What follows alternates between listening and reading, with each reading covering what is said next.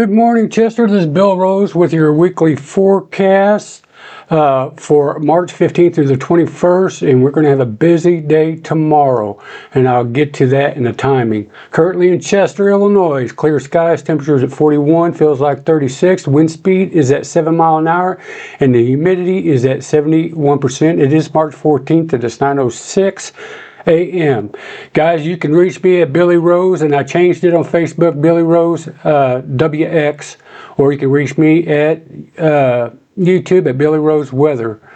So this is what's going on currently in the United States. We do have some winter storms up north going into Idaho, into Montana. You got some snow.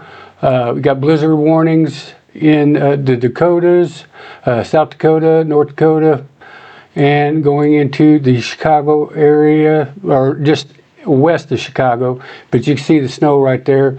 All this area right here in the red is the winter storm warning. In the blue is a winter storm watch. Denver also winter weather advisory. So let's get to the weather in and around our area. As you can see, there's nothing on radar.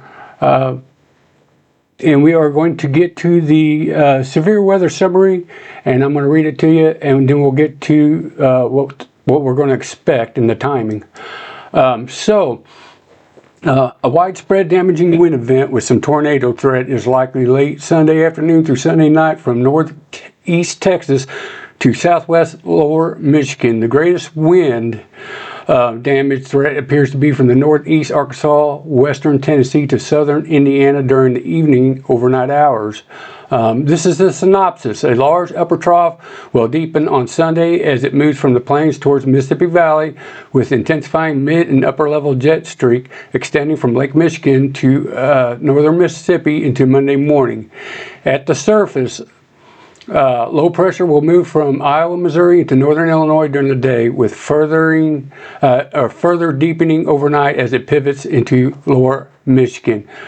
A strong cold front will extend from the low from Illinois to southeast Missouri into eastern Texas. This front will accelerate across Ohio, Tennessee, and the lower Mississippi valleys overnight, extending from Ohio to the Florida Panhandle on Monday. A broad zone of gusty southerly winds will exist ahead of this cold front over much of the region, aided by a mixed boundary level of 40 to 60 knot at the 850 millibar wind through the peak heating hours. An initial low-level moisture plume will develop from eastern Texas across Arkansas toward the lower Ohio Valley during the day, with dew points above 60 degrees Fahrenheit. Continued warm, moist advection will occur during the evening as the low-level jet becomes very strong, ranging from 50 to 60 knots over the Gulf Coast states to 75 knots into Indiana, Ohio, Kentucky. That advection is the moisture that's coming in from the Gulf states, from the Gulf. I'd say the Gulf of America.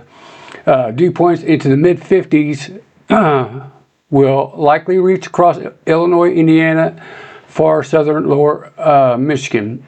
As cold front encounters and develops moisture instability plumes, storms will likely develop from western Illinois, Missouri, southwestward toward Arkansas, Louisiana, Texas by 4 p.m. with a rapid upscale growth into a squall line, peaking in the 7 p.m. to 1 a.m. time frame across the heart of the enhanced risk area which we are in. Farther east, a secondary moisture plume will develop across Georgia and the Carolinas, possibly supporting isolated strong to severe thunderstorms across Piedmont during the late afternoon and again overnight, and perhaps along parts of the coast.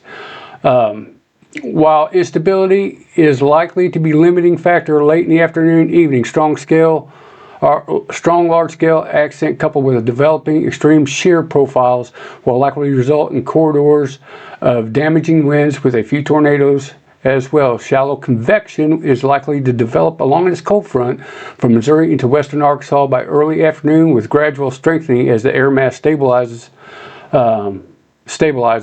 Storms are also expected to develop ahead of this cold front late in the day and into the evening from southern Illinois into southeast Missouri and eastern Arkansas, with increasing wind and tornado risk in Illinois, Indiana, into western Kentucky and Tennessee, and northeast Arkansas. The front will continue to rapidly push east and southeast overnight, with continued wind and isolated tornado risk from Ohio to the southern Appalachians. A conditional tornado risk will also exist overnight ahead of the front in Alabama, Georgia, and if those cells can develop across that warm sector. So that is what we're looking at, guys, for Sunday. So let's go ahead and get to the categorical outlook. And let me get back here. There we go. So right now, guys, we are in the enhanced risk area for severe thunderstorms. And let me get my draw tool out. So this will be this area right here. And let's get with a different color. Let's go with a light dark blue. Okay. So right here in this area is the enhanced risk, which we are in. If we get out further into the light yellow, that will be your slight risk to go from the eastern part of Texas, Louisiana, Alabama, all the way up to southern Michigan, is in that slight risk area. That dark green area will be your marginal risk, and of course the light green in that area will be your general thunder. So let's go ahead and look at the tornado. So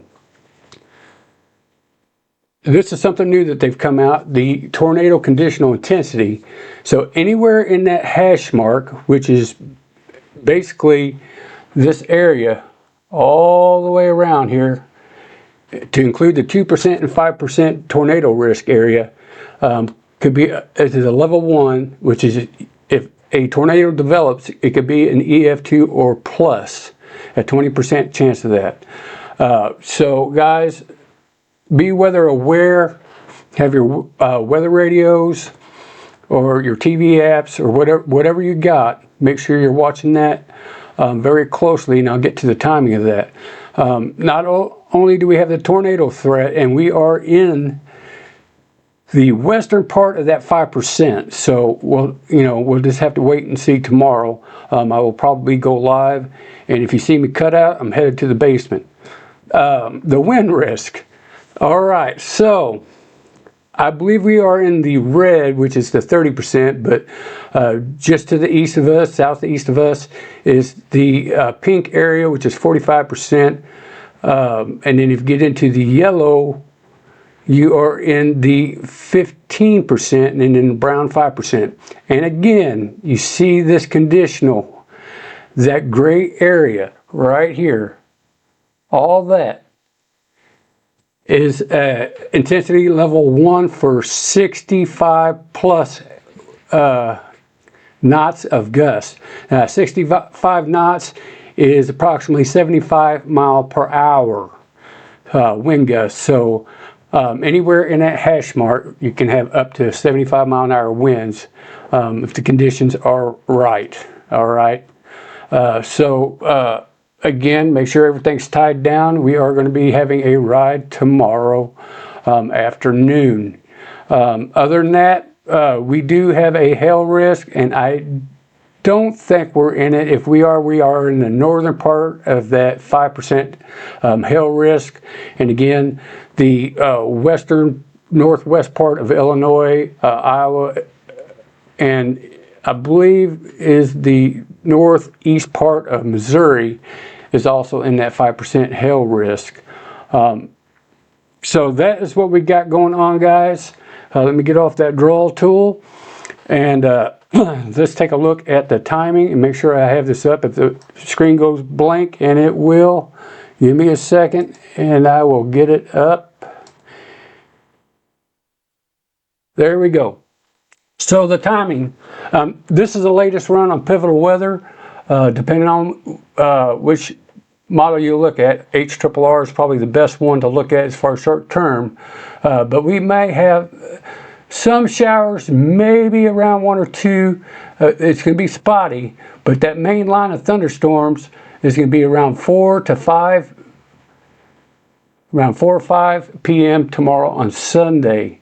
And then right behind that, you know, we might have just a little bit and ending by, I say by 8 o'clock, that should be out of our area. But it's going to be a real quick event. It's going to come through, and we're going to watch it tomorrow live as it happens. But that is the timing of when those storms are supposed to be coming through. Let's get to our 7-day forecast. So Sunday, March 15th, you got a high of 64, a low of 25. That's when those storms will be coming through. Monday, March 16th, you got a high of 33, a low of 27, and it's going to be windy, very windy. Tuesday, March 17th, you got a high of 37, a low of 33, mostly sunny. Wednesday, March 18th, you got a high of 63 and a low of 43, mostly sunny. Thursday, March 19th, a high of 78, a low of 46, sunny. Friday, March 20th, high of 74, a low of 56, sunny. And Saturday, March 21st, a high of 76 and a low of 46. Also, Monday and Tuesday, expect wind chills to be in the single digits with this cold front that comes through. Hey, but look, at the end of the week, we're going to get warm. So we're going to have to brave through this tomorrow. And hopefully it's minimal damage, whatever it is. We will take a better look at it tomorrow. We'll be live. I'll take an earlier look at Pivotal Weather and see what the threats are going to be. But other than that, you guys have a good rest of your weekend, and I'll see you next Saturday for the next week's forecast. Have a good day.